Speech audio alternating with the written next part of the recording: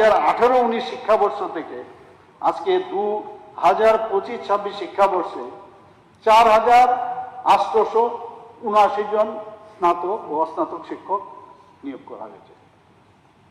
যদি মাধ্যমিক স্তরেও আমরা দেখি, সেখানেও কিন্তু আমরা উল্লেখযোগ্য সংখ্যায় নিয়োগ করেছি। 2018 সাল থেকে মাধ্যমিক শিক্ষা অধিকারের অধীনে 1,413 জন পোস্ট গ্রাজুয়েট টিচার এবং 1,471 জন গ্রাজুয়েট টিচার নিয়োগ করা হয়েছে।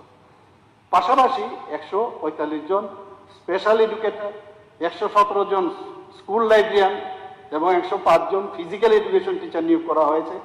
এবং যে কথাটা আমাদের এলপি সাহেব বলছিলেন যে শুধু টিচার নাই, এদেরও কিন্তু খুব দেয়ার অলসো টিচার, এবং তাদেরও কিন্তু আমরা সেইভাবে নিয়োগ করেছি। এলিমেন্টারি এবং সেকেন্ডারি এডুকেশনের অধীন যদি যে শূন্য পদগুলো আছে সেগুলো আমরা ফিল আপ করার জন্য আমাদের দপ্তর থেকে শুরু হয়ে গেছে কাজ ইতিমধ্যে। আমরা এখানে যেটা মাননীয় বিধায়ক শ্রী সুদীপ রায় বর্মন বলেছেন, এর মধ্যে আমরা একটা মিটিং করেছিলাম। মিটিং করে আমরা বলেছি আপনারা বের করুন সমস্ত আধিকারিকদের, ডিএমদের, আমরা ভার্চুয়ালি ওনাদের সাথে যোগাযোগ, যে কোন স্কুলের মধ্যে কোন স্কুলের মধ্যে বাউন্ডারি নেই, বিশেষ করে মেয়েদের স্কুলের বাউন্ডারি কোন স্কুলে নেই, কোন স্কুলে ব্ল্যাকবোর্ড নেই, কোন স্কুলে আপনার চক নাই। আমরা জানি এগুলো চক থাকে না, ব্ল্যাকবোর্ড, তো অন্তপক্ষে পেন্টিংও করা যায় অনেক সময়, জল আছে কিনা, টয়লেট আছে কিনা, সমস্ত বিস্তারিত যে বিষয় আমাদের জানানোর জন্য আমরা কিন্তু কাজ করে যাচ্ছি।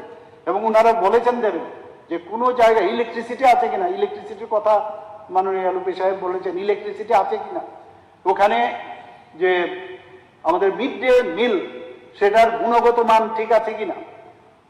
যেমন আমার কাছে কালকেই খবর এসছে যে কিছু মিড ডে মিল দেয়, ওনারা অ্যাকচুয়ালি ওই নিরামিষ দেয়। তো আমি বললাম এটা কি করে হবে?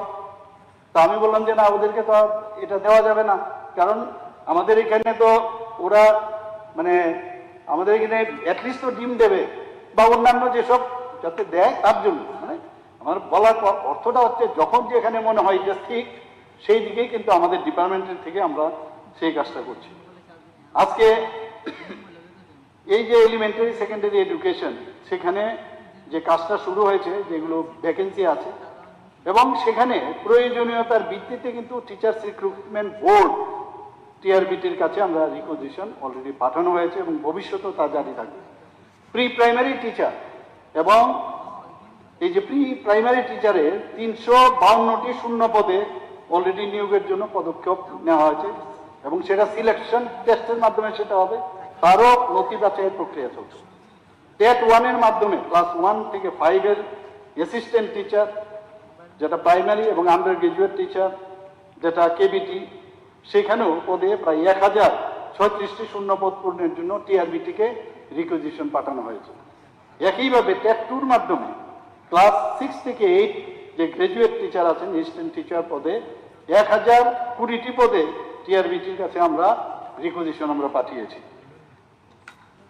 আমাদের গ্রাজুয়েট টিচারের কথা যদি এখন বলা হয় যে এসটিজিটি অর্থাৎ selection test for graduate teacher 700 পদের জন্য যে নিয়োগ তার প্রক্রিয়াধীন রয়েছে।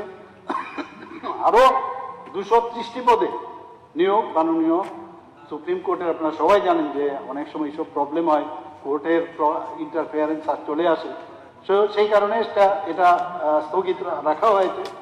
আমি এই সবার মাধ্যমে রাজ্যের যুব সমাজ, যারা চাকরি প্রার্থী এবং অভিভাবকদের আশ্বস্ত করতে যায় যে আমাদের শিক্ষক নিয়োগের প্রক্রিয়া বন্ধ নেই, নিয়োগ চলছে, আগামী দিনও এই নিয়োগ চলবে। তবে শিক্ষক নিয়োগের মতো গুরুত্বপূর্ণ বিষয় আমাদের সরকার অত্যন্ত দায়িত্বের সাথে সেটা কাজ করছে, কিন্তু সেখানে যোগ্য প্রার্থীর যে প্রাপ্যতা, প্রযোজ্য রিক্রুটমেন্ট রুলস, প্রশাসনিক প্রয়োজন এবং বাজেটারি প্রভিশন, সেগুলো সবকটা বিবেচনা করতে হয়, বললেই হবে না। সেইগুলোর সাথে পর্যায়ক্রমে যে ভ্যাকেন্সিগুলো আছে সেগুলো পূরণ করছি আমরা, এবং আইন ও বিধি যতক্ষণ ধরে না, আদারওয়াইজ এগুলো চ্যালেঞ্জ হয় কোর্টের মধ্যে, তো আমরা সেই কাজটা আমরা করে যাচ্ছি।